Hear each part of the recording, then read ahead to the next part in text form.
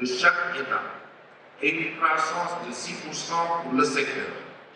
Les chefs d'État de la CEDEAO ont assigné à l'agriculture au sens large le rôle important de moteur de la croissance économique dans notre sous-région.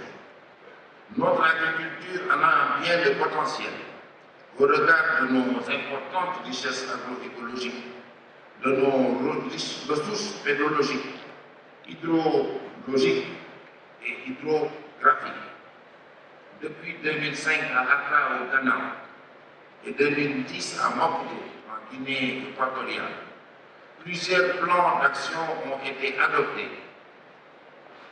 Maputo en Guinée équatoriale, Malabo en Guinée équatoriale. Plusieurs plans d'action ont été adoptés. De nombreuses initiatives ont été prises dans le cadre de la politique agricole commune, l'ECOA. Je voudrais citer notamment les premiers plans d'action sur l'augmentation de la productivité et de la compétitivité. L'offensive régionale pour la production alimentaire et la lutte contre la faim en réponse à la crise alimentaire de 2008. La création du groupe des bailleurs de l'ECOA, que dirige aujourd'hui le Royaume d'Espagne. Le programme national d'investissement agricole, PNIA, pour chaque pays, et le programme régional d'investissement agricole au niveau régional, le PRIA. Des initiatives de convergence dans différents domaines de coopération régionale, l'offensive riz, l'alliance semences, etc., etc.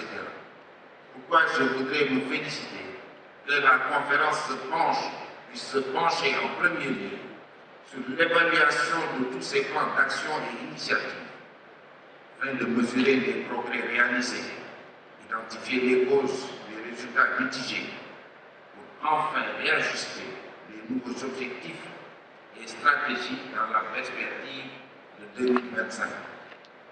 Le programme de productivité agricole en Afrique de l'Ouest, le PPAO, qui est mis en œuvre depuis 7 ans par 13 pays, avec le financement de la Banque mondiale, a donné des résultats qu'il est intéressant de mettre à l'échelle dans une deuxième phase. C'est d'ailleurs l'objectif, je pense, de votre deuxième forum.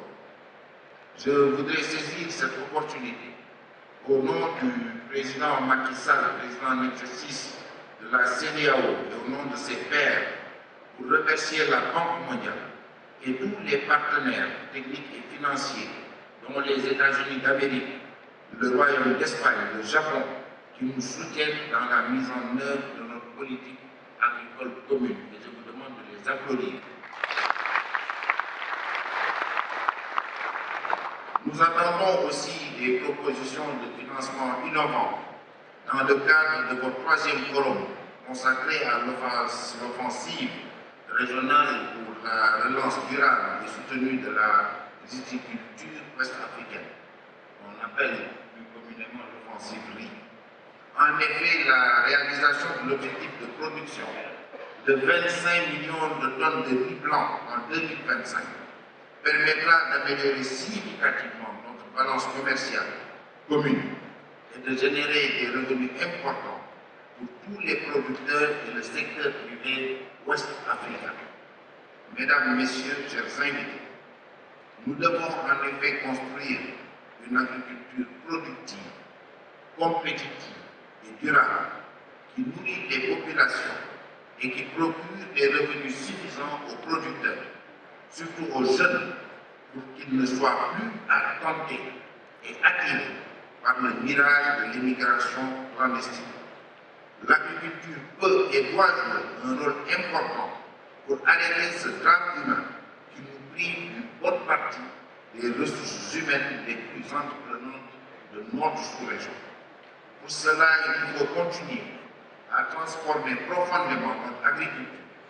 Nous ne devrons plus la considérer comme une activité de survie, une activité par défaut, mais comme un secteur économique à part entière, où il est possible d'investir et de rentabiliser son investissement et gagner de l'argent, parce qu'il n'est pas tabou de gagner de l'argent. Cette agriculture a besoin de capitaux, d'innovation technologique, d'infrastructures de stockage, d'unités de transformation et de marché organisé. Il nous faut donc investir dans les infrastructures de base en milieu rural, l'eau, l'électricité, la santé, les routes, etc., pour réduire, pour résorber le gap et éliminer les disparités entre milieux urbains et ruraux en termes d'accès aux services essentiels.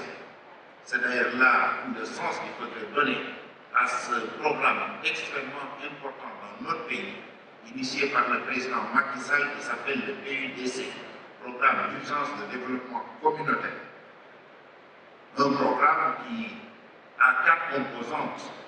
La première composante, c'est l'électrification rurale, parce qu'il faut de l'énergie pour pouvoir stocker. Il nous faut également de l'eau, quand on parle d'agriculture, donc l'hydraulique rurale. Deuxième composante, extrêmement importante. Troisième composante, les pistes rurales, parce qu'il nous faut sortir également la production pour aller vers le marché. Et enfin, quatrième composante, des outils et des mécanismes d'appui aux femmes qui ont été ciblées comme ressources extrêmement importantes pour la mise en œuvre de la politique agricole dans notre pays. C'est l'avènement, à travers l'avènement d'une telle agriculture, que nous devons travailler pour réaliser notre ambition et faire de la CEDEAO un espace de production abondante, de qualité de biens et de services agricoles. Ce pari est largement à notre portée et nous pouvons le gagner si d'abord nous y croyons et si nous y appelons, si en définitive, si nous travaillons davantage. Distingués délégués, mesdames, messieurs, au Sénégal, nos ambitions en matière d'agriculture sont bien déclinées dans le programme d'accélération de la cadence de l'agriculture sénégalaise, le PRACAS, qui constitue le volet agricole du plan Sénégal émergent, le PSE. Ces ambitions consistent à développer une agriculture qui repose essentiellement sur 2 piliers, les exploitations familiales et l'agrobusiness. Dans ce cas, nous continuons de soutenir les exploitations familiales qui constituent la base de notre agriculture et qui occupent l'écrasante majorité des populations sénégalaises. Le PRACAS vise à accélérer leur modernisation pour améliorer leur productivité et augmenter les revenus des ménages. Mais parallèlement, des opportunités d'investissement sont offertes pour permettre aux producteurs des grands projets agricoles de déployer leurs activités dans un cadre adapté qui organise la coopération gagnant-gagnant entre exploitation familiale d'un côté et agriculture intensive et agrobusiness de l'autre côté. C'est avec ce modèle d'une agriculture intégratrice que nous réaliserons la sécurité alimentaire et nutritionnelle durable pour nos populations. C'est cette agriculture, à mon sens, que nous devons construire dans le cadre de la mise en œuvre de l'ECOR avec des financements innovants. Nous devons donc être imaginatifs pour mettre en place des mécanismes appropriés en vue de trouver les ressources financières nécessaires à la conduite efficace de la politique agricole commune de la CEDEAO. Je voudrais, avant de conclure, rappeler que nous restons attentifs aux résultats de vos travaux et que les États s'engagent ici par ma voix à examiner avec la plus grande attention. D'ores et déjà, permettez-moi de soumettre à votre réflexion la mise en place d'un groupe de travail restreint pour la formulation de propositions concrètes, parce qu'il en faut, sur des modes de financement innovants de l'agriculture et de la sécurité alimentaire. Mesdames, Messieurs, chers invités, en formulant mes vœux de succès pour vos travaux, je déclare ouverte, au nom du président de la République, son Excellence M. Macky Sall, la conférence internationale sur l'agriculture en Afrique de l'Ouest. Et je vous remercie de votre bienveillante attention. Merci.